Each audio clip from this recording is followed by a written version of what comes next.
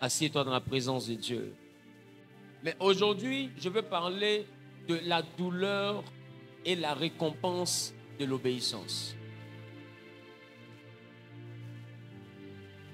Vous savez, je vous ai dit que la vallée, c'est la distance qui sépare deux montagnes. Et ce n'est même pas moi qui dis, c'est le dictionnaire mais aussi qui le dit. Lorsqu'on parle de vallée, on parle d'une distance qui sépare deux montagnes. Sinon, s'il n'y a pas deux montagnes, on peut parler d'une plaine. Mais lorsqu'on parle d'une vallée, c'est que c'est clairement l'espace qui sépare deux montagnes. Ceci montre que lorsque nous sommes enfants de Dieu, l'Éternel nous promet d'atteindre une deuxième montagne qui est le symbole de la gloire ou de l'ensemble des promesses de Dieu dans notre vie. Mais au-delà de cela, la vallée que nous traversons nous permet amplement d'atteindre la deuxième destination. Mais cette vallée-là est pleine d'enseignements. Cette vallée-là est pleine de réalités.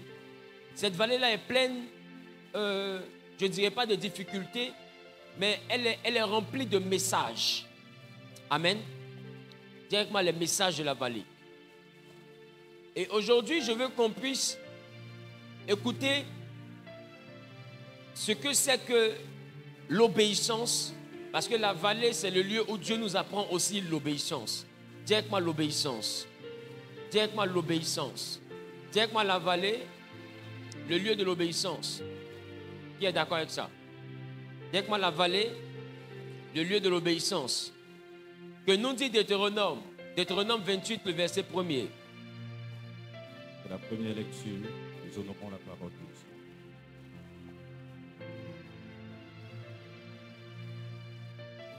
Quand je regarde ta sainteté. Deutéronome chapitre 28, Oui. à partir du verset 1er. Oui. Si tu obéis à la voix de l'Éternel, ton Dieu, Tu obéis à la voix de l'Éternel, ton Dieu, en observant et en mettant en pratique tous ces commandements que je te prescris aujourd'hui, en observant et en mettant en pratique tous ces commandements que je te prescris aujourd'hui, l'Éternel, ton Dieu, te donnera la supériorité sur toutes les nations de la Dieu terre. va te donner la supériorité sur les nations de la terre. Dieu te bénisse. Assieds-toi dans la présence de Dieu. Alléluia. Alléluia. Alléluia. Dis-moi si tu obéis à la voix de l'Éternel ton Dieu.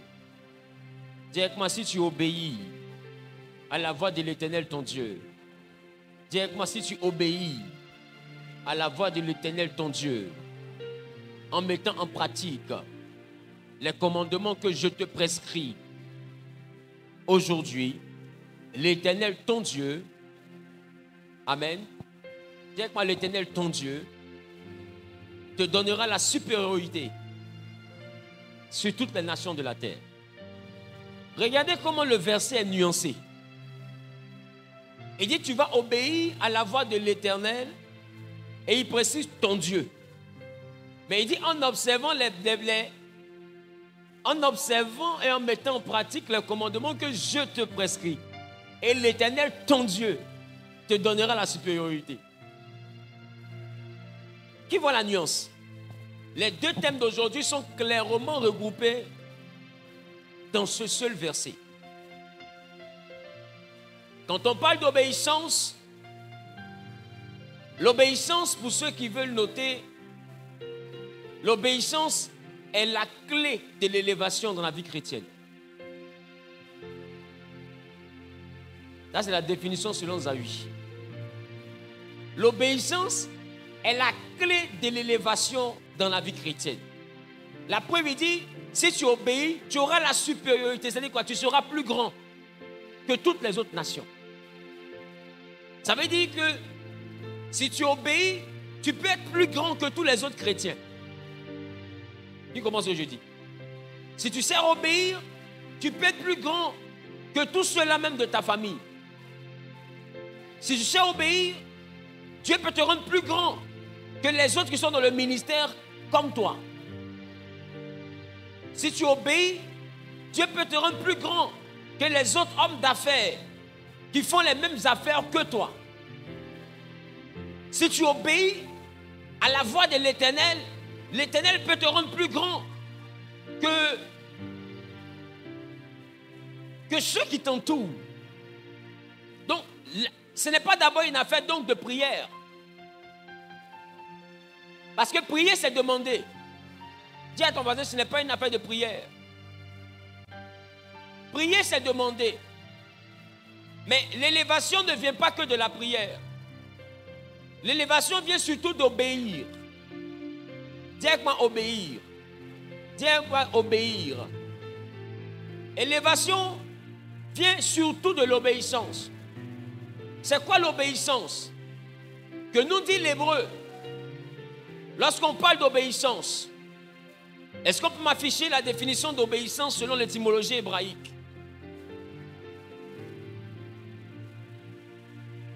Quand vous voyez obéissance, l'obéissance vient d'un mot racine hébraïque qui parle de shama.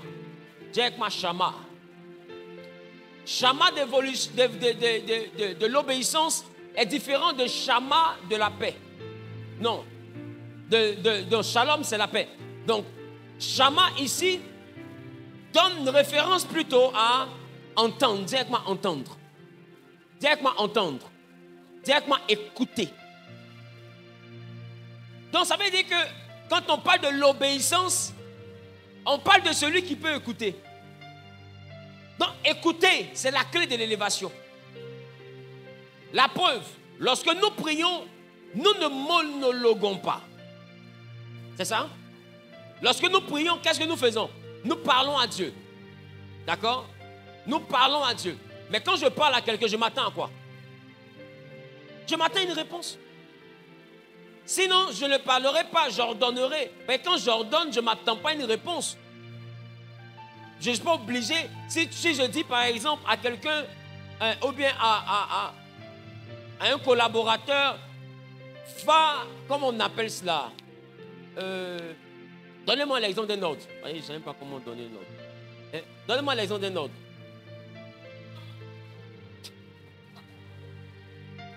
Ah, c'est un ordre qui est de première dimension. Quoi ça? Donc va déposer une mallette d'argent chez Maman Thierry. Quelqu'un a dit amen. Donc, si je donne cet ordre, amen, l'ordre ne fait pas référence forcément à un dialogue. L'ordre demande une exécution. C'est pourquoi dans l'armée, c'est l'ordre. Tu rentres dans le bureau du supérieur avec ta volonté, tu saurais sa décision. Qui comprend ce qu'on appelle un ordre? Un ordre, c'est chef, je me suis dit que est-ce qu'on ne peut pas faire comme ça? Il dit faites comme ceci. Bien reçu, chef. Point. Tiens quoi, dans l'ordre, on ne bavade pas. Donc la prière, ce n'est pas un ordre. La prière, c'est un dialogue. Tiens quoi, c'est un dialogue. Donc quand on parle de dialogue, on parle de deux personnes qui se parlent. Donc ça veut dire que si tu as dit pour toi, il faut t'attendre à ce que Dieu aussi dise pour lui. Est-ce que je parle à quelqu'un? Si tu as dit pour toi, attends à ce que Dieu dise pour lui. Maintenant, lui, il dit, si tu obéis, ça veut dire que tu as parlé à ton Dieu, mais ton Dieu doit te parler en retour. Ce n'est pas ce que toi, tu as demandé à Dieu qui va te donner. Quand tu lui demandes, il y a quelque chose que lui veut te donner comme avis par rapport à ce que toi, tu lui as demandé. Des fois, tu lui as demandé un mari qui a cette taille-là, mais des fois, lui, il veut te dire quelque chose, mais toi, tu es concentré sur ce que toi, tu demandes, mais tu n'écoutes pas ce que lui te demande. L'obéissance veut dire écouter. C'est-à-dire que quand tu parles, là, il faut écouter. Est-ce que je parle à quelqu'un? Dites-moi, est-ce que c'est facile de vivre avec quelqu'un, tu lui parles, mais lui-même ne t'écoute pas? C'est pas facile. Donc, obéissance ici, ce n'est pas d'abord la capacité à se soumettre à Dieu. C'est la capacité d'abord à écouter. Comment tu te soumets si tu ne sais même pas ce qu'on a dit? Le chrétien passe sa vie à prier, mais il n'écoute pas.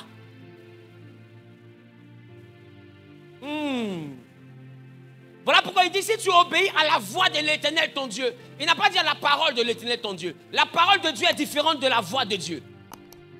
Où est la Bible, s'il vous plaît? Donnez-moi une Bible. Cette Bible-là comporte la parole de Dieu. Mais cette Bible-là ne comporte pas la voix de Dieu. Cette Bible-là comporte la parole de Dieu. Si je prends tout à l'heure que j'ouvre, je suis en Psaume chapitre 93, le verset 11. L'Éternel connaît les pensées de l'homme. Il sait qu'elles sont vaines. Dis avec moi, ça c'est la parole de Dieu. Donc tu peux lire la parole de Dieu, mais la voix de Dieu est différente de la parole de Dieu. La voix de Dieu, elle est individuelle. C'est pourquoi quand quelqu'un est en train de te prêcher, comme moi je te parle, de la part de Dieu, quand je prêche un message, mais un message qui est universel. Mais remarque que quand je te prêche, tu le comprends de façon individuelle. Des fois, tu as l'impression que c'est de toi-même qu'on est en train de parler. En réalité, ce n'est pas de toi que je parle. Je donne la parole de Dieu. Mais pourquoi tu as l'impression que c'est de toi que je parle? Parce que dans la parole de Dieu que je prêche, il y a la voix de Dieu qui te parle de toi. Donc, chacun va se sentir concerné. Pourquoi? Parce que la voix de Dieu est personnelle. On n'obéit pas à la parole, on obéit à la voix. La parole de Dieu n'a jamais dit, nulle part il est écrit dans la parole de Dieu, dans les lois de Dieu, tu ne te coifferas pas. Nulle part il est écrit, vrai ou faux? Ça n'a jamais été une interdiction en Israël. Mais la voix de Dieu s'est adressée aux parents de Samson et on dit aux parents de Samson, l'enfant qui va venir ne doit pas se coiffer.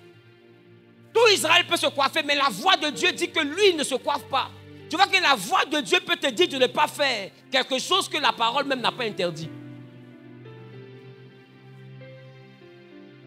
La voix de Dieu peut te dire de ne pas faire quelque chose que même la parole n'a pas interdit. Avant ça, personne n'avait jamais dit dans la Bible qu'on ne se coiffe pas, même pas Moïse. Mais quand Manoach et sa femme rencontrent l'ange de l'Éternel, l'ange de l'Éternel donne un commandement pour que l'onction, la grâce de Dieu reste sur Samson. Et ce commandement, c'était quoi? L'enfant là ne doit pas se coiffer. Mais la coiffure a quoi à voir? Est-ce que Moïse n'était pas oint? Est-ce qu'on a parlé de ses cheveux? Moïse peut se coiffer coco taillé même s'il veut. Pourquoi? Parce que la voix de Dieu dans la vie de Moïse n'interdit pas ça. Ça veut dire qu'en écoutant Dieu, tu sauras ce que toi tu dois faire pour être grand. Il dit si tu obéis, ramenez-moi le verset. Si tu obéis à la voix, le problème c'est que vous lisez la parole de Dieu et vous voulez accomplir, obéir à la parole de Dieu. Ce n'est pas à la parole de Dieu qu'on obéit. C'est un choc, hein? On obéit à la voix de Dieu. Voilà pourquoi Jésus n'a jamais dit « Mes brebis entendent ma parole ». Il dit « Mes brebis entendent ma voix et la suivent ». Elles ne suivent pas la voix d'un étranger. Ça veut dire que quand tu es une brebis du Seigneur, c'est la voix de Dieu qui te guide. Parce que la parole de Dieu, la Bible, là, tout le monde peut l'acheter à la librairie. La Bible, là, tout le monde peut la voir. Un féticheur peut aller payer sa Bible, même tout de suite s'il veut. Un mystique peut payer sa Bible là, tout à l'heure s'il veut. Donc ça veut dire que tout le monde a la parole de Dieu. Non. Tout le monde peut avoir la parole de Dieu, la Bible, mais tout le monde n'a pas la voix de Dieu. Dieu ne parle pas à tout le monde. C'est pourquoi il y a beaucoup de personnes qui lisent la Bible, mais qui n'arrivent pas à comprendre que Jésus est le Fils de Dieu. Parce que la parole de Dieu, quand ils regardent, ils disent la parole se contredit, mais la voix de Dieu ne se contredit pas. Le problème, c'est qu'ils ont accès à la parole, mais n'ont pas accès à la voix. C'est la voix là qui fait que nous savons que Jésus est le Fils de Dieu. La parole va... Dis-moi, obéis à la parole. Et obéis à la voix. Ça fait deux. La parole fera de toi un religieux. Mais la voix fera de toi un spirituel. La religion s'appuie sur la parole. Mais la spiritualité avec le Saint-Esprit s'appuie sur la voix. Parce que la parole peut te dire, aime ton prochain comme toi-même, fais la charité. Mais la voix peut te dire, cette maman-là ne lui donne rien. Oh, normalement, si on regarde par rapport à la parole, elle fait pitié. Par rapport à la parole, elle est veuve. Oh, la parole est de soutenir les veuves. Mais par rapport à la voix te dit, ne donne pas à cette maman. Ça n'a rien à voir avec la parole. C'est une affaire de la voix. Mais là, si tu laisses la voix pour dire, la Bible dit qu'il faut soutenir les veuves. Donc tu sautes la voix pour accomplir la parole. Tu vas donner à la vieille. Tu vas voir que demain tes finances sont fermées. Pourquoi? Parce que la voix a vu qui est cette vieille.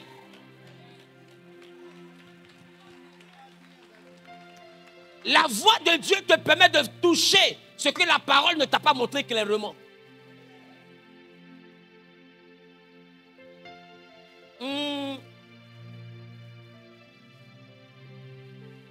La voix te dit honore ton père et ta mère. La parole plutôt te dit honore ton père et ta mère. Mais la voix peut te dire combat ton père.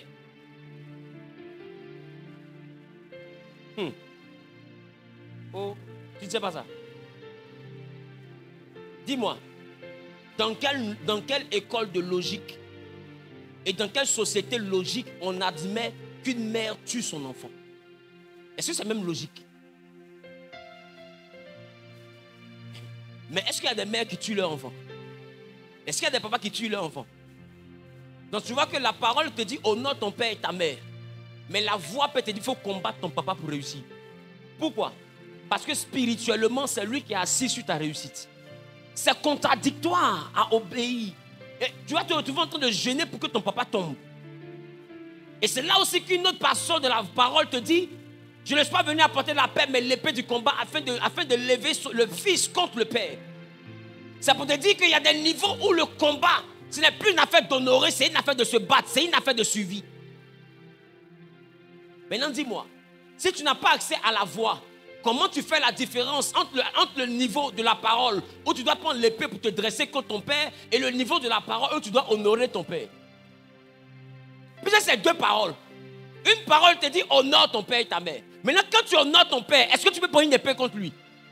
Maintenant, une autre parole te dit, Jésus dit, il est venu apporter l'épée du combat pour t'opposer à ton père. Maintenant, ma question, toi qui es un père, tu obéis à quoi? À l'épée ou bien à l'honneur? La loi de l'épée ou la loi de l'honneur? Le seul qui va venir trancher dans ta tête et dans ta vie entre les deux versets, c'est la voix de l'Éternel. Sinon, tu ne sauras pas quoi faire. D'un côté, on te dit honneur. De l'autre côté, on te dit épée. Tu vois pas la contradiction? Est-ce qu'on se bat avec quelqu'un qu'on honore? Dis-moi, obéir, c'est écouter. La vallée est le lieu de l'obéissance. La vallée est le lieu du combat. J'ai envie de te dire, quand on parle d'obéissance et quand on parle de vallée et quand je parle d'écouter, laisse-moi te dire, un enfant spirituel, un enfant de Dieu aussi qui est spirituel, ne combat pas parce qu'il faut combattre. Il combat parce qu'on lui a parlé.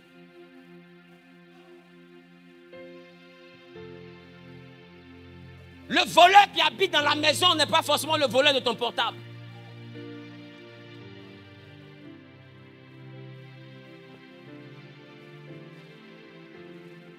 C'est ça? Donc la réserve du code pénal va lui donner le bénéfice du doute. On sait qu'il est voleur, mais on lui accorde le bénéfice du doute jusqu'à ce qu'on ait la preuve que c'est le voleur. Être voleur est différent d'être le voleur. Or toi, dès que tu sais que quelqu'un est sorcier, tu le considères comme ton sorcier. Or le sorcier de la maison n'est pas forcément ton sorcier. Parce que quand on parle de ton sorcier, on parle de quelqu'un qui est le sorcier spécialement de ta vie. C'est-à-dire que tu ne te maries pas, il y a une personne qui est responsable. Ce n'est pas tout le monde. Et d'ailleurs,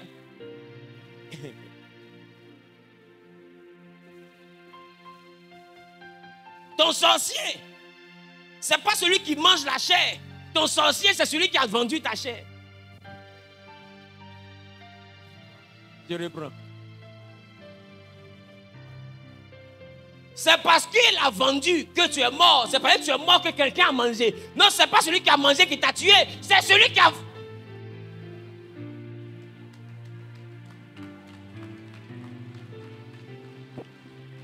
Ah, dans la famille, si tu ne te maries pas, tu ne voyages pas, il y a quelqu'un qui est responsable.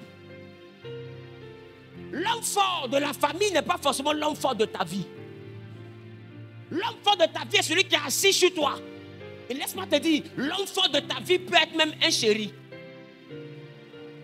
L'homme fort de ta vie peut être un ami. Mais si tu n'écoutes pas Dieu, comment tu fais pour savoir? Tu dis dans ma famille, il y a beaucoup de sorcellerie. En réalité, la sorcellerie n'est pas dans ta famille, mais la sorcellerie qui te fatigue là, ce n'est pas la sorcellerie de ta famille, c'est la sorcellerie de ton couple. Voilà pourquoi Shama veut dire écoutez.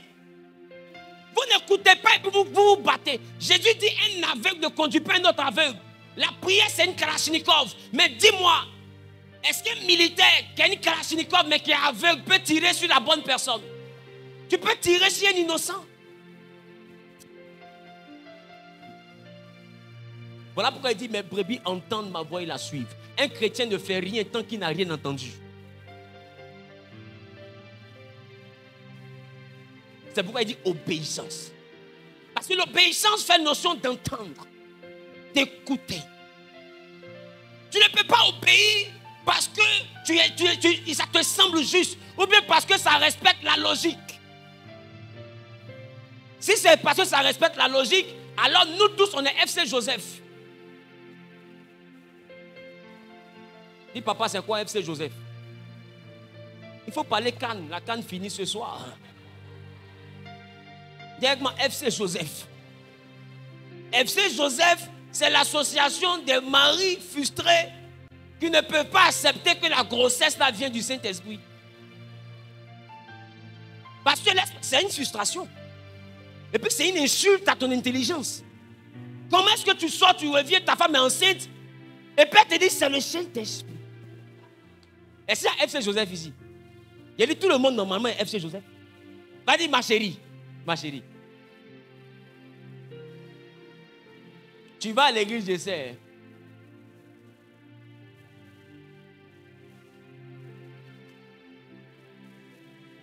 Mais je ne l'ai pas aimé. Comment ça? C'est pourquoi Dieu a laissé que ce soit une vierge qui tombe enceinte. Pour que quand elle est enceinte, on puisse vérifier encore si elle est encore vierge. Si elle n'était pas vierge,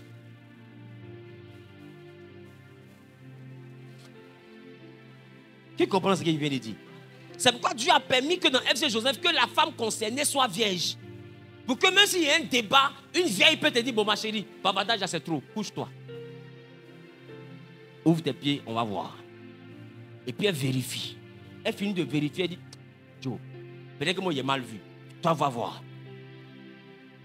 C'est fermé. L'autre dit non, viens voir.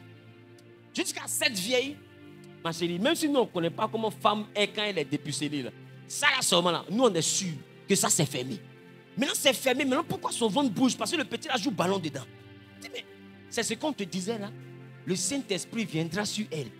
Dis-moi, est-ce que ça répond à la logique?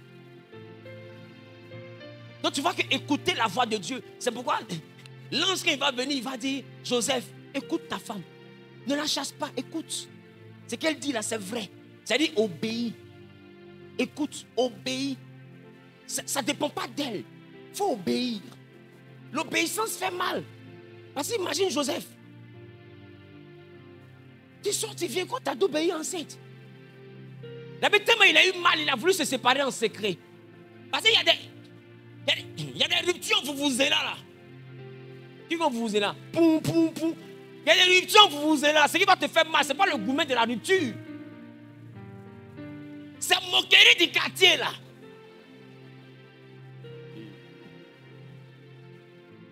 C'est la raison pour laquelle tu vois qu'il y a des personnes, quand elle ne se sépare de son chéri, elle ne te parle plus de lui un coup. Mais toi, tu lui demandes, mais où est Robert? Elle fait comme ça, elle n'entend pas. Où est Robert? Elle fait comme... Parce que piment, elle a mis dans les yeux des gens, un Robert là. Elle ne peut pas répondre à la question. Est-ce que je parle à quelqu'un? Directement obéir, c'est écouter. Les gens parlent à Dieu, mais on ne veut pas écouter Dieu. Et de fois, ce que Dieu te dit là, quand ça ne t'arrange pas, tu refuses d'obéir. Tu estimes que ce qu'il dit là, ça ne t'arrange pas. En fait, on veut que Dieu nous donne une réponse qui ne nous dérange pas. Or, quand Joseph a reçu dans son foyer Jésus, je n'ai pas vu dans la Bible où c'était écrit que Joseph rêvait d'aller habiter en Égypte. Mais l'avènement de la grossesse a modifié le planning de Joseph. Il avait prévu être charpentier, vivre calmement et sa petite d'obéir, sa petite aux oies, petite Marie tranquille. Voilà, ils vont se marier, on fait leurs enfants. Un coup comme ça, un enfant surnaturel est venu. Enfant surnaturel qui est venu là, on le réveille. Puis Joseph, il dit, Joseph, il dit oui. On dit, l'enfant qui est devant ta femme là, il est en danger. Joseph dit, mais en quoi ça me concerne? Si lui il est en danger, mais ce n'est pas mon enfant. Gérez-vous là-bas. C'est toi qui as quitté au ciel, tu as enceinté ma go, je n'ai pas parlé. Maintenant, il dort, tu me réveilles. Qui voit foutaise qui est dedans même? Il dort, tu me réveilles que bébé qui n'est pas pour moi. Peut-être que je me marie dans 2 semaines. Et je me suis dit, j'attends.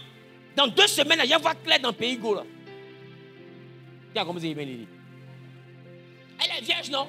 Dans 2 semaines, tout va finir. Maintenant, 2 semaines, là, toi, tu veux prolonger ça en 9 mois. Champion. Eh ben, mais...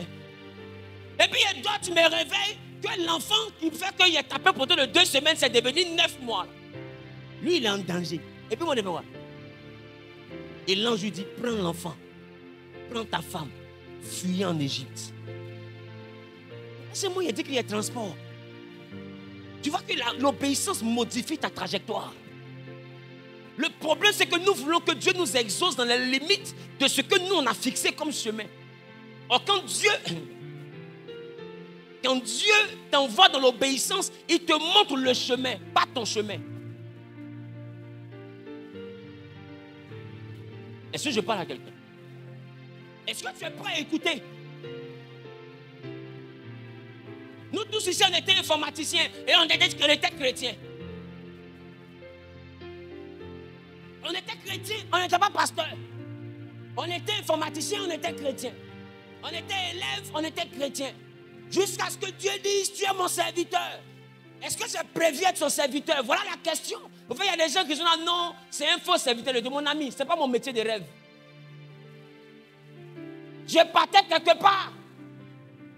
Et comme Moïse, quelqu'un m'a appelé du milieu d'un buisson. Pour dire j'étais appelé. Laissez-moi vous dire, je n'ai pas tout de suite répondu par oui, parce que oui ne m'intéressait pas. Il dit, Seigneur, ton affaire là. Aïe. Oui, comment? Faites des pasteurs. Au fait, les gens pensent que être pasteur, c'est tellement facile qu'ils disent les pasteurs ramassent l'argent cadeau. Mon ami, c'est quelques pasteurs que Dieu a bénis, là. C'est eux que tu vois.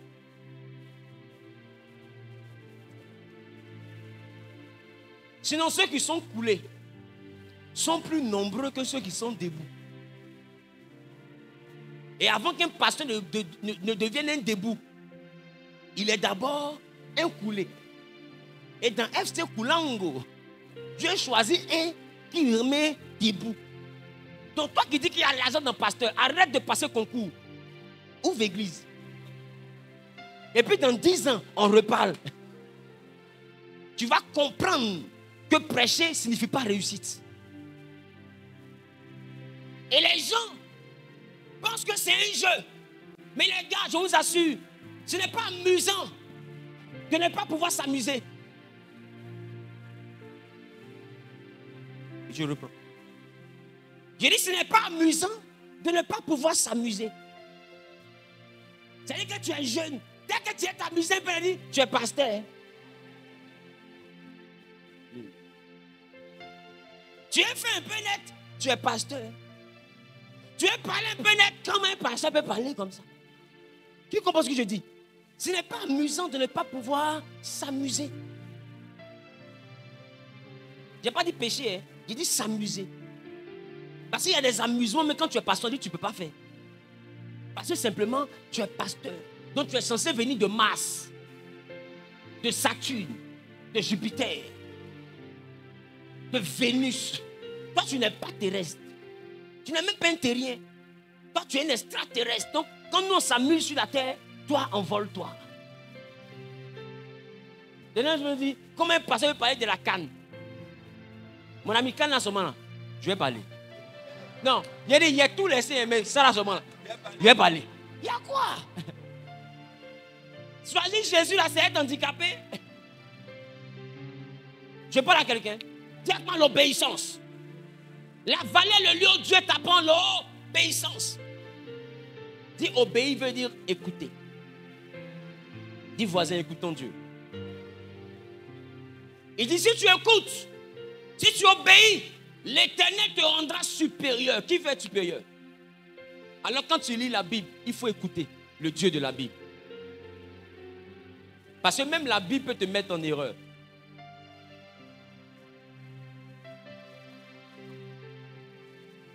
Bon, il y a quelqu'un qui vient et dit, je vous ai dit qu'il n'était pas de Dieu, vous n'avez pas écouté. Vous êtes levé, vous avez porté vos perruques, vous êtes venu ici. Voilà la confirmation. Enfin, on sait. Directement, enfin, on sait. J'ai pas entendu. J'ai pas entendu. Alléluia. C'est que tu sais là, c'est pas grave. Alléluia.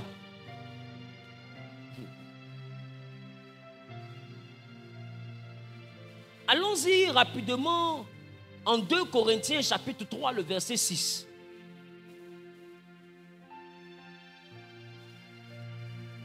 « 2 Corinthiens chapitre 3, le verset 6. 2 Corinthiens chapitre 3. À partir du verset 6. Il nous a aussi rendus capables d'être ministres d'une nouvelle alliance, non de la lettre, mais de l'esprit. Car la lettre tue, mais l'esprit vivifie. Va en Deutéronome chapitre 5, le verset 23, et puis attends-moi. Gardez ce que nous venons de lire tout à l'heure, 2 Corinthiens. Il dit, non de la lettre, mais de l'esprit. C'est quoi la lettre? Papa, je peux voir la Bible. Voici la lettre. Et Paul dit, nous ne sommes pas ministres dans la nouvelle alliance par la lettre, mais par l'esprit. Tu vois que Paul me m'entend et te dit, et puis poursuit. Hein. Au début, je crois que je n'ai pas bien compris, parce que je suis pas allé loin à l'école. Mais au début, poursuit. Oui, j'ai fini juste ainsi qu'ingénieur, je ne suis pas allé loin à l'école. Mais, et puis j'ai un master en théologie, je ne suis pas allé loin à l'école. Mais il poursuit. Non, c'est un peu la vanité, il faut que je vous donne un peu les petites vanités. Il poursuit et il dit, la lettre tue. La lettre tue. Paul dit, la lettre tue. Ça veut dire que la lettre peut faire de toi un philosophe. Tu n'as pas souvent croisé, pendant que tu es en train de lire, tu as l'impression que les versets bibliques se contredisent. Parce que tu es en train de lire avec ton intelligence. Mais quand tu lis avec l'esprit, ça ne se contredit pas, ça se complète. Donc la lettre peut t'envoyer être un philosophe. La lettre même peut tuer ta foi. Mais la Bible dit, la vie que nous avons, elle émane de la dimension de l'esprit. Pas de la dimension de la lettre. Donc tu vois que ce n'est pas une affaire de lire, c'est une affaire d'écouter. C'est pourquoi dans obéir, on n'a jamais dit lire. Dans Shama, il n'y a pas lire, il y a écouter. Maintenant, quand Moïse est mort, quelqu'un va dire, mais Dieu a parlé de comment on appelle ça, de Josué qui doit lire, hein, c'est ça, jour et nuit, c'est ça, et méditer, c'est ça, très bien. Afin de réussir, c'est ça. Maintenant, ce que je vais t'envoyer à remarquer, est-ce que Josué a commencé à lire parce qu'il voulait? C'est celui qui l'a écouté là, qui lui a demandé de lire. Donc la lecture de Josué est venue de l'écoute du Saint-Esprit. Il y a des dimensions où le Saint-Esprit lui-même te dit, ouvre Ésaïe. Dans ce cas, ce n'est plus la lettre, c'est l'esprit de la lettre. Il te dit, ouvre Ésaïe. Parce qu'en Ésaïe, là, au chapitre 13, le verset 3, il y a quelque chose que lui veut te dire. Non, lui te dit, ouvre Ésaïe, va au chapitre 13, le verset 3. Et quand tu ouvres, tu dis, mais waouh, c'est le mot, il est en train de parler. Là, ce n'est plus. Beaucoup parmi vous avez eu de fois des problèmes. Et vous avez dit à Dieu, l'esprit de la lettre, vous lui avez dit au Saint-Esprit, dis-moi quelque chose, j'ai besoin de savoir. Tu as pris ta Bible quand tu as ouvert par hasard. Le verset sur lequel tu tombes majoritairement parle de toi. Dis-moi, quelle était la probabilité pour que ce que tu lises là parle de toi? Quasiment nul. Mais pourquoi ça parle de toi? Parce que la Bible, il y a un esprit derrière. La voix de Dieu a existé avant la parole de Dieu. Donc, quand on ne parle d'obéir, on ne parle pas de la parole, on parle de la voix. Voilà pourquoi ici tu obéis à la voix de l'Éternel, ton Dieu. Et je vais même te choquer. Hein. Je vais même te choquer. Hein. Quand Dieu a dit à Josué, médite ce livre de la loi, jour et nuit, afin d'agir selon ce qui est écrit, il ne parlait pas de la Bible.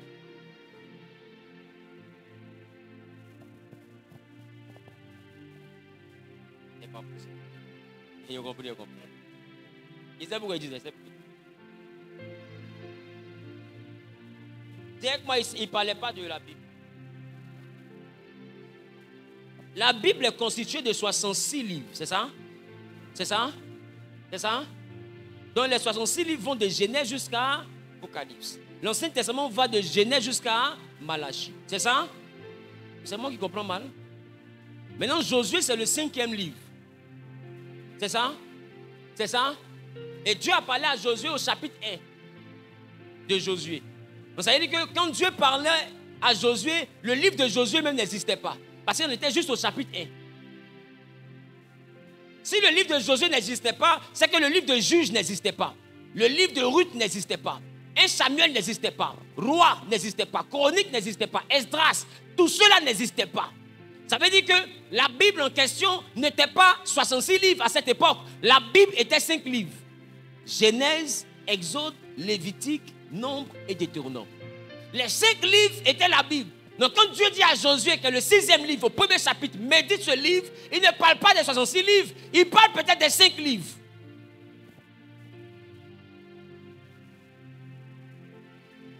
Ça veut dire que Josué, pour réussir, n'a pas eu besoin de 61 livres.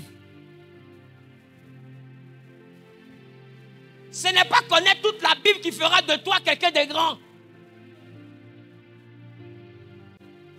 Il y a une portion de la Bible, Dieu va te demander de méditer. Ta réussite va venir de là. Il y a 66 livres, mais 5 livres ont suffi pour que Josué réussisse. Est-ce que je parle à quelqu'un? Maintenant, demande au Saint-Esprit, Seigneur, qu'est-ce que je dois méditer dans les 66 livres qui doivent changer ma vie? Parce que ce n'est pas tous les 66 livres qui parlent de toi. La Bible est une prophétie. Et il y a un morceau de la Bible qui est ta prophétie. Laissez-moi vous dire, chacun ici a une portion de la Bible qui parle de lui. Je vous assure. Chacun ici a des fragments de la Bible qui parlent de lui. Et tu dois les méditer. Mais comment tu les retrouves si tu ne l'écoutes pas? Dis avec moi, je dois obéir. Deutéronome 3 dit quoi? Deutéronome chapitre 5, le verset 13. Vas-y. Deutéronome chapitre 5, le verset 23. Oui. Lorsque vous eûtes entendu la voix du milieu des ténèbres, Oui. et tandis que la montagne était tout en feu, vos chefs de tribu et vos anciens s'approchèrent tous de moi. Et vous dites, voici l'Éternel, notre Dieu. Oui. Nous a montré sa gloire et sa grandeur, et nous avons entendu sa voix au milieu du feu. Le verset 33. Verset 33. Vous suivez entièrement la voix de l'Éternel. Il dit, vous suivrez entièrement la voix de l'Éternel. Votre Dieu. Oui. Vous a prescrite afin que vous viviez et que vous soyez heureux. Il dit que l'Éternel vous a prescrit afin que vous viviez. Dis moi, quand tu obéis entièrement à la voix de l'Éternel, 1, tu vis. Dis moi, 1, tu vis. 1, tu. 2. Afin que vous soyez heureux. Dis moi, 2, tu es heureux. 3. Afin que vous prolongiez vos jours dans le pays que vous aurez en possession. Donc, vous voyez que prolonger vos jours, c'est différent de vivre. Parce que vivre, c'est déjà avoir des jours prolongés. Mais il dit ici, afin que vous prolongez vos jours dans le pays dont vous aurez la possession. Donc, il est en train de parler de durer dans le bonheur. Qui commence ce que j'ai dit? Ici, il est en train de parler de durer dans le bonheur, durer dans la promesse de l'Éternel. Ça veut dire que ce que Dieu te donne aura une longue durée. Ça veut dire que ce que Dieu te donne, tu peux le perdre.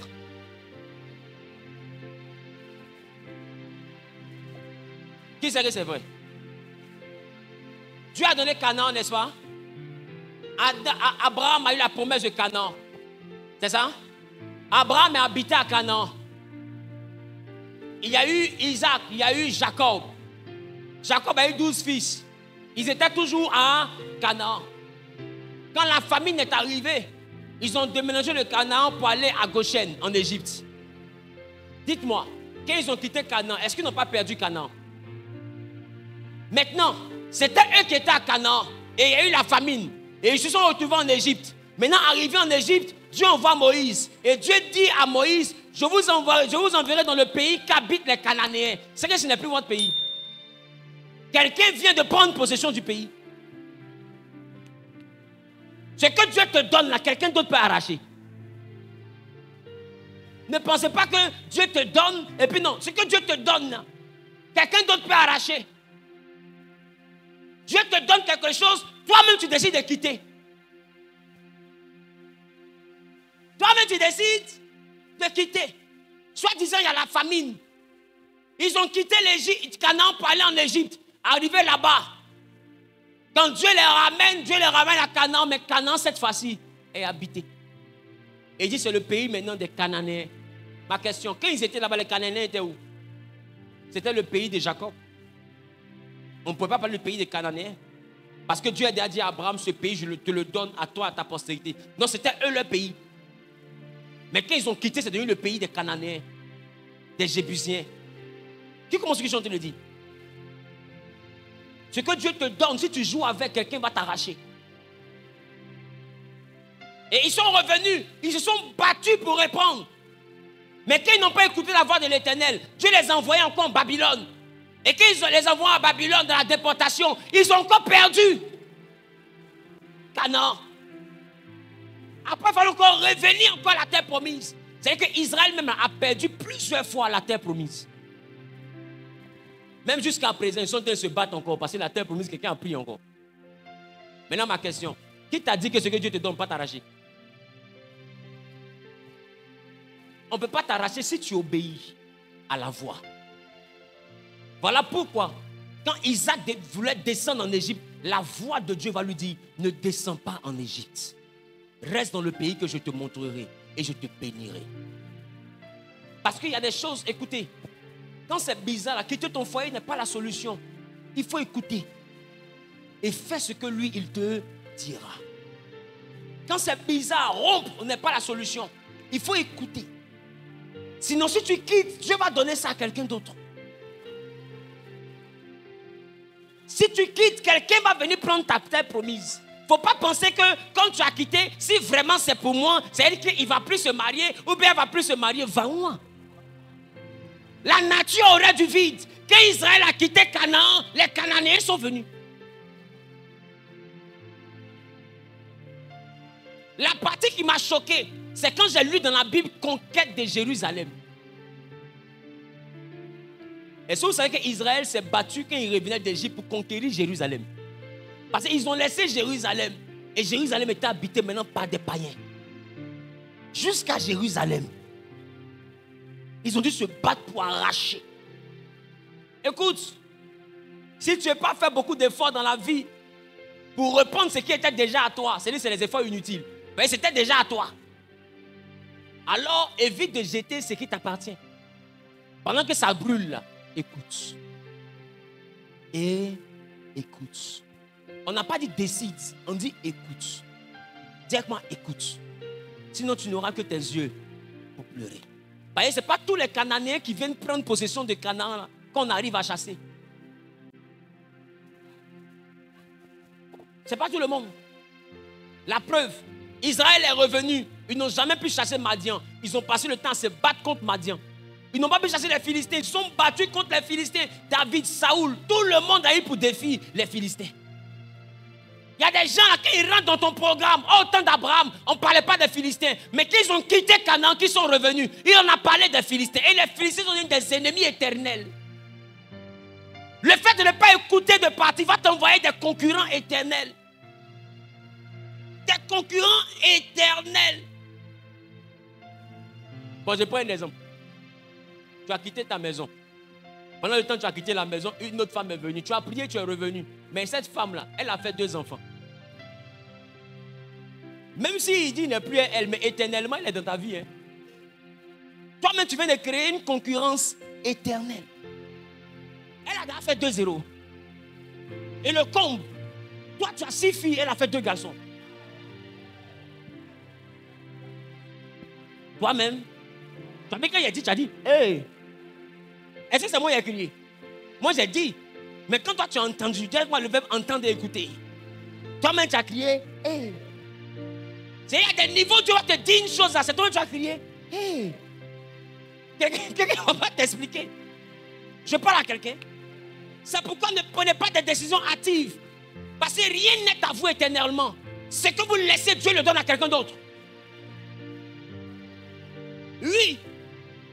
Même moi, je suis là, il y a des milliers de personnes qui m'écoutent partout dans le monde.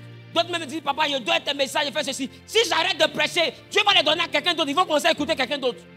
Ils ne vont pas attendre que je décide de revenir. Ce que tu laisses te quitte. Dans ce que tu ne veux pas que ça te quitte, attrape. Il y a des fois, ils sortent de la maison, attrape la porte. Prends tes pieds, mets sur le placard. Prends ton coude, bloque le ventilateur. Tu dis, je ne sors pas. Je ne sors pas. C'est quelle parole on ne peut pas régler. Je ne sors pas. Dis à quoi je ne sors pas. Ma chérie, si tu es sorti, on ne quitte pas la terre promise. Si tu es sorti, quelqu'un va venir habiter dedans. Il ne faut même pas tu as rêvé. Et ce que tu avais facilement, tu l'auras par des combats. Et des fois, il y a des combats qui seront éternels. Les Philistins, toi, vous allez vous battre pour quelque chose qui initialement était à toi seul. Dis à ton voisin, sois sage et écoute. C'est ça l'obéissance. On a 3 semaines où on va parler de l'obéissance. Parce que je pense que vous avez mal compris le principe de l'obéissance dans la Bible. Et Samuel dit, la désobéissance est aussi coupable que la sorcellerie. C'est-à-dire que quand tu n'écoutes pas là, tu es comme ton propre sorcier. Tu es aussi coupable que les sorciers qui t'attaquent. Parce que celui qui n'écoute pas, tu ne peux rien faire pour lui. Tu es le sorcier de ta destinée. Quand Dieu te parle que tu n'écoutes pas là, c'est toi le sorcier. Voilà pourquoi Samuel dit, celui qui désobéit, c'est-à-dire celui qui n'écoute pas, est aussi coupable que la sorcellerie et la divination.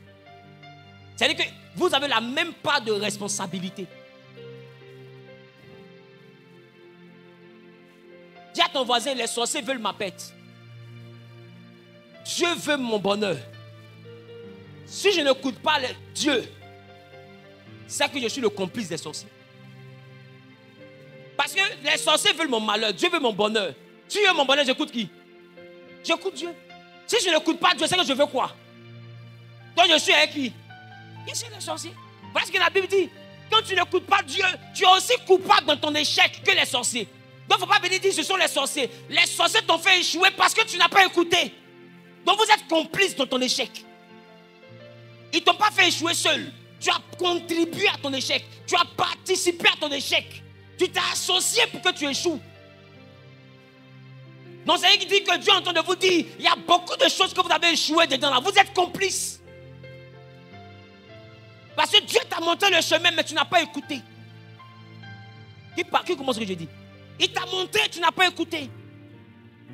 Les sorciers veulent que tu échoues. Dieu te dit, va étudier, t'en jouer ballon. Tu es complice. Qui commence ce que je dis? Tu es complice. Les sorciers veulent que ton magasin se ferme. Dieu te donne bénéfice. Tu manges tout le bénéfice et puis tu dis non, après je vais rembourser. Tu es complice. Avant, les sorciers devaient attaquer 30 millions. Toi-même, tu as bouffé 25 millions dedans, il reste 5 millions. Non, pour attaquer 5 millions, c'est plus facile. Ils attaquent 5 millions, puis ils dispersent. Et tu te retrouves à 0 francs endetté. Et on dit que ce sont les sorciers. Les sorciers, il y a longtemps, eux, ils sont sorciers pour souhaiter ton malheur. Donc, c'est normal. Maintenant, toi qui veux ton bonheur, là, pourquoi tu t'es comporté comme ça? C'est pourquoi les athées disent, le cadavre qui est là, qu'on s'en va enterrer, là. Vous vous plaignez des sorciers, on est d'accord. Mais demandez à celui qui est couché là, il a fait quoi et puis il est couché ici. C'est-à-dire que si tu n'es pas complice, le diable n'a pas raison de toi. Si tu n'as rien fait qui justifie ce que tu vis, tu n'auras pas ce que tu vis. Des fois, nous sommes les complices de ce qui nous arrive. Des fois, nous donnons quitus à l'ennemi. C'est quoi quitus? Nous donnons procuration à l'ennemi. Nous lui donnons le droit d'agir dans notre vie. Dis à quoi il faut écouter. Dis voisin, quand on te parle, il faut écouter. Et j'ai envie de te dire, il y a des moments des choses qui t'arrivent. Dieu envoie des gens pour te dire laisse. Il faut écouter. Dieu parle tantôt d'une manière, tantôt d'une autre. Demain, ils vont te dire, on t'avait dit. On t'avait dit laisse. Tu dis non, on t'avait dit. Vous n'avez pas dit quand on vous parle là. Vous ne comprenez pas. À qui on a dit ça? Donc tu vois que ceux qui sont venus te dire là, en réalité tu n'as pas vu, mais c'est Dieu qui venait te parler. Voilà pourquoi la Bible dit Dieu parle tantôt d'une manière, tantôt d'une autre. Quand quelque chose arrive, tu vois que les gens insistent pour te dire, faut pas faire, faut pas faire, faut pas faire. Même si tu as envie de faire, assieds-toi dans le feu et dis, mais pourquoi toujours on me dit, faut pas faire? Est-ce que c'est le diable qui me dit de ne pas faire? Ou bien c'est Dieu qui me dit de ne pas faire? Aussi longtemps que je ne connais pas le propriétaire de la voix, là, c'est mieux de me calmer pour aller demander à Dieu, Seigneur, la voix là, est-ce que c'est ta voix? Parce que Dieu peut te parler, tu vas refuser. Mais tu vas te dire quoi? C'est pas Dieu. Tu attends que Dieu vienne dans ton rêve. Mon fils. Oui. Je suis le Dieu d'Abraham. Ne te bats pas. Oui. C'est ça là tu attends. Tu vas durer ici. Il y a des moments où tu t'énerves et puis il y a une voix à l'intérieur qui te dit ne te bats pas. Ne fais pas. Calme-toi. Des fois, la voix, elle ne bavarde pas. Hein. Elle ne parle pas beaucoup. Elle vient une fois. Pour les plus chanceux, mais ça vient 2 ou 3 fois. Après ça, il se tait. Ce que tu veux faire là, il faut faire. Et il y a d'autres voix qui viennent. Gifle-leur. Tu le moins, frappe-leur. C'est rien. Coup de pied, coup de tête. Il n'y a rien. Et tu n'écoutes pas la voix de Dieu. Oh, Dieu sait qu'ils vont te frapper. Il te dit, laisse. Au moins, on t'a insulté là. C'est la petite honte. Parce qu'il n'y a rien qui fait plus mal qu'on t'insulte. Tu es fâché. On te frappe dans ta colère. Tu vois comment tu es sauvage? Dieu regarde tout ça et puis te dit, ma fille, laisse. Il dit, Seigneur, c'est foutaise. C'était comment bon ça? Il faut enlever ça dans ses yeux. Enlève ça dans ses yeux. Dieu te dit, calme-toi. Et tu t'en vas et on te potarde. Maintenant, voici la vie.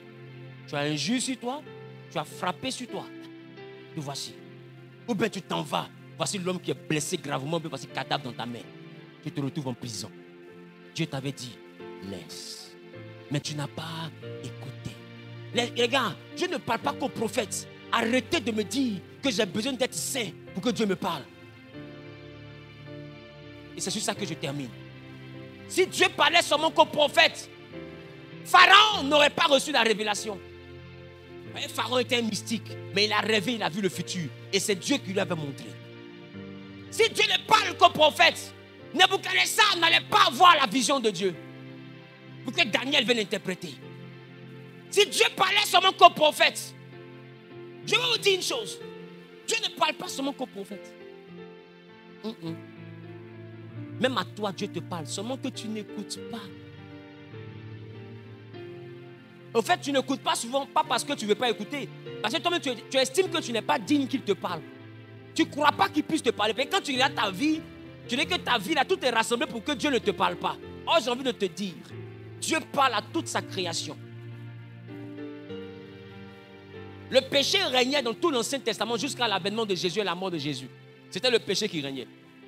Ma question, malgré que le péché régnait dans la vie de tous les hommes, selon qu'il est écrit, tous ont péché et sont privés de la gloire de Dieu. Donc si tous étaient pécheurs, privés de la gloire de Dieu, comment Samuel a entendu Dieu? C'est que Samuel était pécheur, il a entendu Dieu. Comment Moïse a entendu Dieu? À la fin de son péché, mais il l'a rattrapé, il n'est pas rentré à Canaan. C'est pour te dire que tout l'Ancien Testament, c'est des pécheurs, mais qui entendaient Dieu. Et toi, tu dis, tu es pécheur, c'est pourquoi tu n'entends pas Dieu. Tu ne vois pas que c'est bizarre? Ne te disqualifie pas toi-même. Parce que selon la Bible, malgré tes erreurs, tu es assez...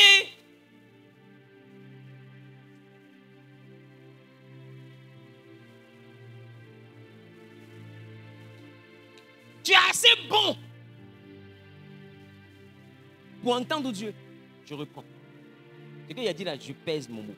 Malgré tes erreurs, tu es encore, tu es encore assez bon pour entendre Dieu. Ma question, qui a fait pire que le diable? Mais la Bible, le diable dit, Dieu dit toi Satan. Dieu dit à Satan, d'où viens-tu? Malgré tous les dégâts que lui il a fait, on lui dit encore, d'où viens-tu? Et il répond, parcourir la terre et m'y promener. C'est qu'il a entendu. Malgré tout ça, Dieu a parlé au diable. Si Dieu a parlé au diable, c'est toi qui es parti à l'hôtel, Dieu ne va pas te parler. Satan, même qui est Satan, Dieu lui a parlé, puis ils ont causé. Dieu a dit à Adam, le jour où vous mangez, vous mourrez. C'est ils ont mangé, c'est le péché. Mais malgré ça, Dieu dit, Adam, où es-tu? Adam a entendu. Oh, Adam venait d'être un pécheur. Mais Dieu dit encore, Adam, où es-tu? Mais Adam a entendu. Dis-moi, si Dieu ne parle pas aux pécheurs, pourquoi la Bible dit que le Saint-Esprit va convaincre le monde en ce qui concerne le péché? Ça veut dire que le monde entend. Le monde peut entendre parce qu'il n'a pas dit vaincre. Vaincre, c'est par la force. Convaincre, c'est par les arguments. On convainc quelqu'un qui nous écoute. On peut vaincre quelqu'un parce qu'on a beaucoup plus de force. Mais convaincre, ce n'est pas vaincre. Donc quand la Bible dit le Saint-Esprit va convaincre le monde, c'est que le Saint-Esprit va parler au monde. Et le monde va écouter, il sera convaincu qu'il est sur le mauvais chemin. Donc même le Saint-Esprit, le monde l'entend. Si le monde entend, c'est toi qui es à l'église, tu ne vas pas entendre. Et tu as dit non, c'est parce que mamie, c'est parce que l'auto. D'autres vont dire, je ne sais pas pourquoi. Lui là, il vient encore dans le péché, mais Dieu lui parle. Mon ami, tu n'as pas compris.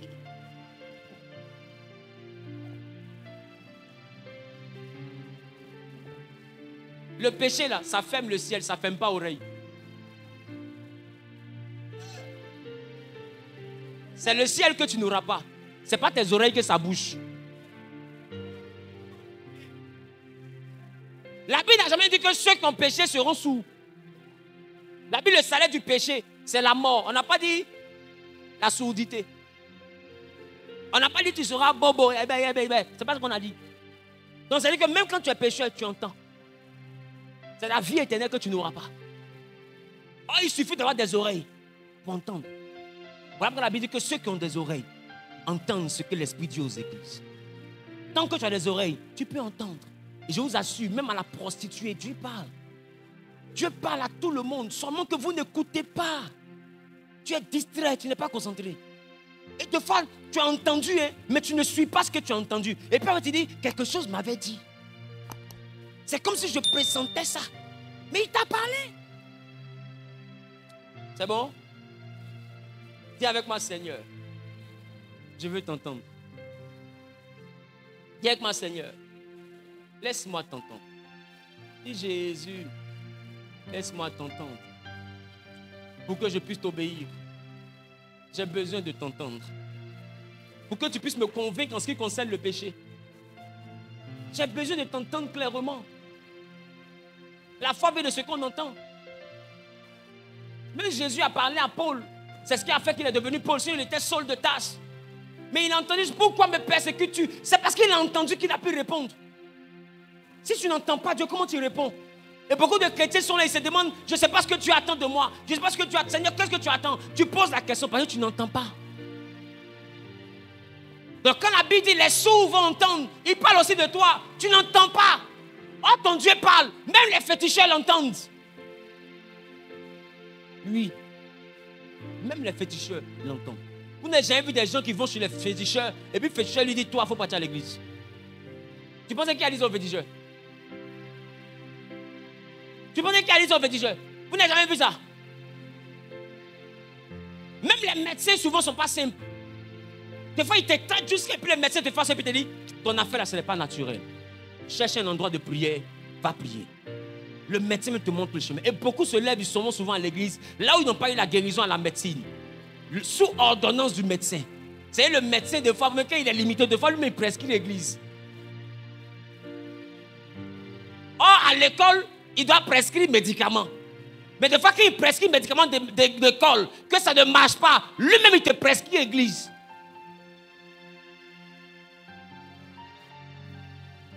Écoute, toute la création entend Dieu. Dis avec moi, Seigneur, je veux t'obéir. Ce qui veut dire Shama. Ce qui veut dire Shama. Écoutez. Père, moi, Wilfried, je veux t'écouter. Permets-moi d'entendre et de reconnaître ta voix. Pendant que je touche mes oreilles, que mes oreilles soient aptes à t'entendre. Mes oreilles physiques, mes oreilles spirituelles. Je veux de l'huile. Mes oreilles physiques, mes oreilles spirituelles. Rends-les aptes à t'entendre et à reconnaître ta voix. Tu as dit que tes brebis reconnaissent ta voix.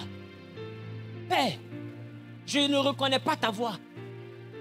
Est-ce à dire que je ne suis pas ta brebis?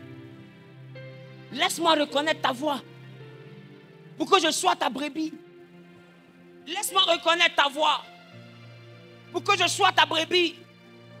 Dieu d'Abraham, ouvre mes oreilles. Je veux entendre. Pas les hommes, pas les démons, pas ma chair, mais ton esprit. Règle mes oreilles à la fréquence de ton esprit.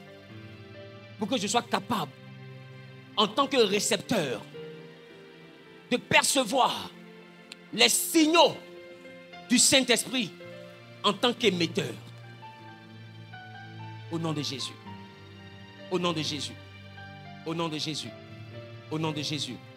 Quelqu'un dit Amen.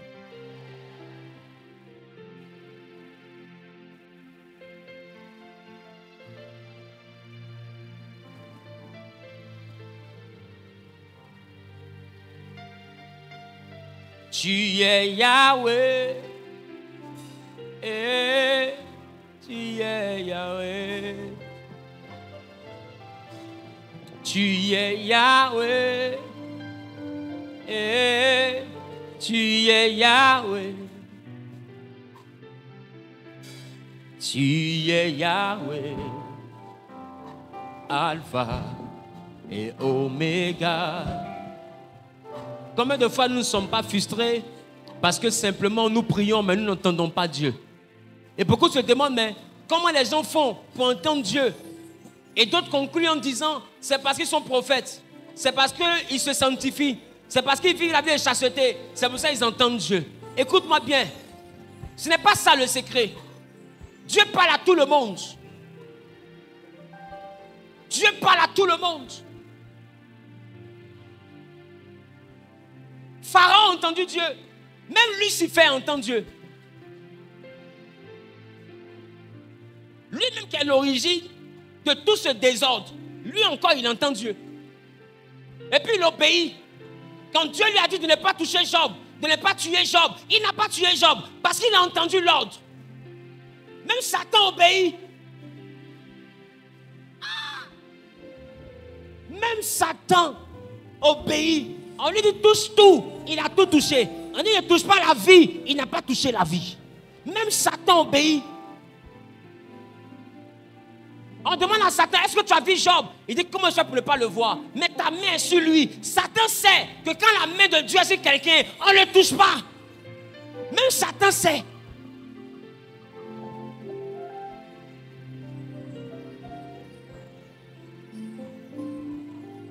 Maintenant ma question. Si Satan sait que même quand la main de Dieu est sur quelqu'un, on ne le touche pas. Satan sait. Maintenant ma question, qui touche les oins alors? Alors arrêtez de dire, les gars qui insultent les hommes de Dieu, ils sont possédés. S'ils sont vraiment possédés, ils ne peuvent pas insulter. Parce que même les démons savent qu'on ne touche pas. S'ils sont vraiment possédés, ils ne vont pas toucher. Parce que même les démons savent, on ne touche pas. Quand la main de Dieu est sur quelqu'un, le diable même sait qu'on ne touche pas. Ça veut dire que ceux qui touchent là, ce n'est pas le diable qui les a envoyés. C'est eux-mêmes.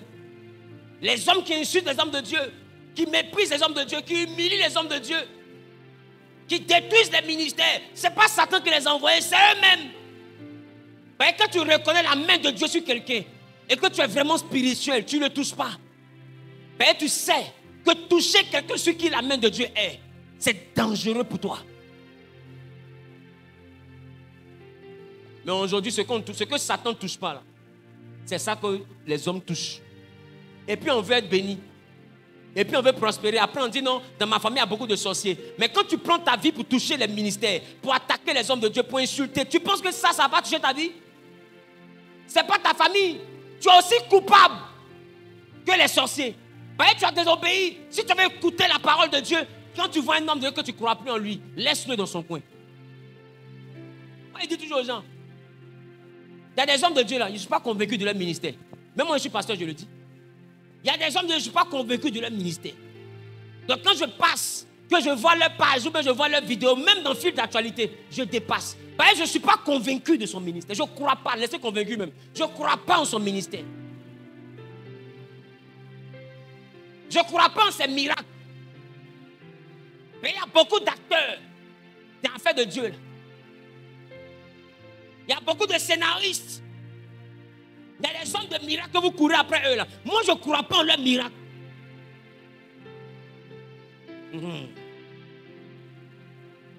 Si. Parce que moi, j'ai déjà eu une fille spirituelle. Elle a habillé ici. Ma propre fille. Elle fait make-up artiste. Elle m'a déjà montré un message de pasteur pour qui elle travaille.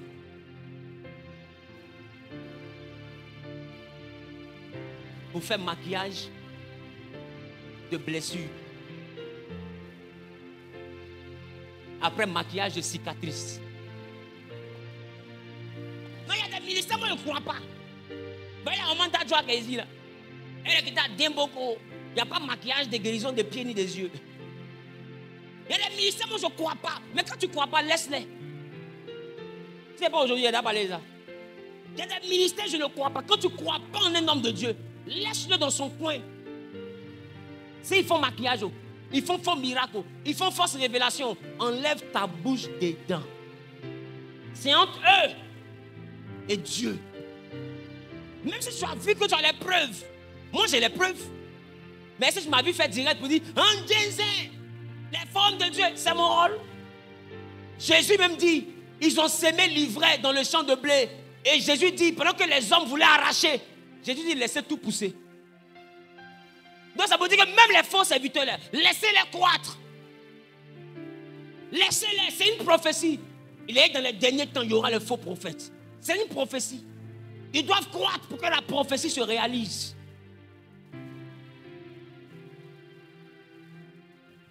Les gens disent non, si jamais on ne dénonce pas, on ne saura pas la différence entre le vrai et le faux. Ce sont les païens qui ne sauront pas la différence entre le vrai et le faux. Ce sont les enfants de Dieu qui entendent la voix de Dieu. Eux, ils sauront clairement, sans qu'on ne bavarde, la différence entre le vrai et le faux. Ils sauront.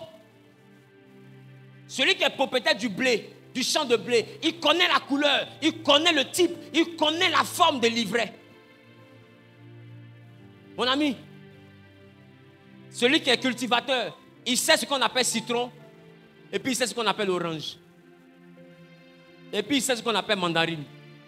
Des fois, les trois peuvent se ressembler. Mais ce n'est pas la même chose. Parce qu'il y a des gros citrons aussi. Si tu vois, tu peux penser que c'est orange. Je parle à quelqu'un. Donc, qu'aucun homme de Dieu ne lutte pour essayer de démontrer qu'il est vrai. Ou bien pour essayer de démontrer que l'autre est faux. L'ivraie, comme le vrai blé, doivent pousser. Mais c'est à leurs fruits qu'on les reconnaîtra. Si tu as reconnu, quitte là-bas. Non, il a sauvé les gens. Ce n'est pas toi qui vas sauver, c'est le Saint-Esprit qui va les convaincre. Sinon, là, il y a des gens à qui ils ont parlé, preuve à l'appui, ils n'ont pas cru. Pourquoi? Parce que tu as parlé à ta bouche, mais le Saint-Esprit n'a pas convaincu. C'est le Saint-Esprit qui convainc. Je parle à quelqu'un. Tu vas prendre les deux mains. Et tu vas poser les deux mains au niveau des oreilles. Tu peux même t'asseoir. Hein? Si tu es connecté à YouTube, je vois près de 1000 et quelques personnes connectées sur YouTube. Que Dieu vous bénisse. Que la grâce de Dieu vous localise au nom de Jésus. Que la main de l'Éternel soit sur votre vie au nom de Jésus. Que l'Éternel soit avec vous au nom de Jésus. Tu es sur YouTube, prends ta bouteille d'huile d'olive, mets dans ta main, frotte dans les deux mains et puis mets au niveau des oreilles. Et je veux ordonner à tes oreilles. Je veux parler à tes oreilles. Jésus a parlé au vent. Il a parlé même à des malades, aveugles comme sous. Il a dit Ephata, ce qui signifie ouvre-toi. Et aussitôt, les yeux s'ouvrirent. C'est-à-dire qu'on peut parler. Il a dit ouvre-toi. C'est un langage direct. Il parlait directement aux yeux. Et je vais parler par la puissance de la parole à tes oreilles. Que tu sois dans cette salle ou que tu sois parmi les 1000 personnes connectées à YouTube, je déclare et j'ordonne maintenant, par l'onction du Saint-Esprit, Je parle à tes oreilles, physiques comme spirituelles. Et je déclare, ouvrez-vous, nom de Jésus.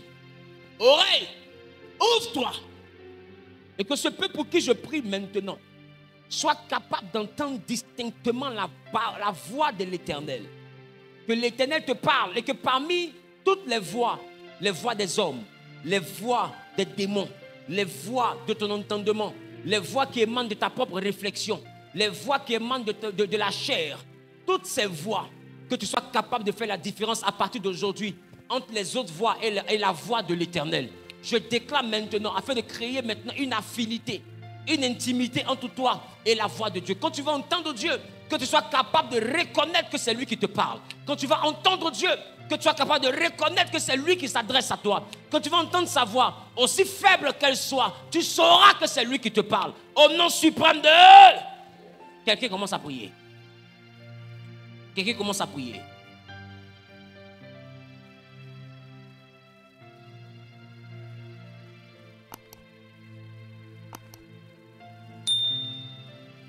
Parle à Dieu, parle à Dieu, parle à Dieu, parle à Dieu.